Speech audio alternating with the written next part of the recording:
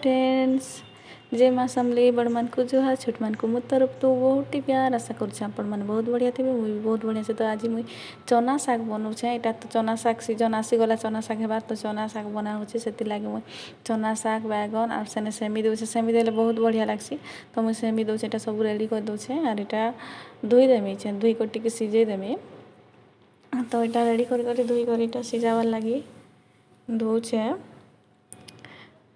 तो देखो यहाँ मुझे चना शाग के बसई देचे सिझे दीचे टिके सिझी गला पर मुझे सेटाके परजी देमी सब लहसुन प्याज पातल घंटा दे करी बहुत बढ़िया लगसे ना चना शाग सीजन रे। तो इे यहाँ मुझे प्याज दे दीचे ताकि आम सेमी आलू भजा है आज आउ शाग आउ दाल। तो परजीवार लगी यहाँ रेडी करी सुरसो मिर्चा लहसुन प्याज। तो सुरसो टी फुटी जावा आगे सुरसो आउ इटा मिर्चा के दे दीचे। तो देखुन तार पछे प्याज लहसुन जेनटा थिला सेटा दे दोचे तार पछे सब हो सारा पछे पातल घंटा दे दोचे पातल घंटा टी सीझी जावा भल कर आसले मुई देदेमी शाग।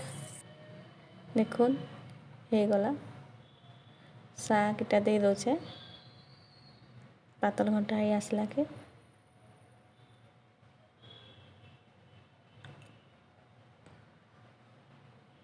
देखुन। तो आमर शागटा रेडी हो गला देखुन।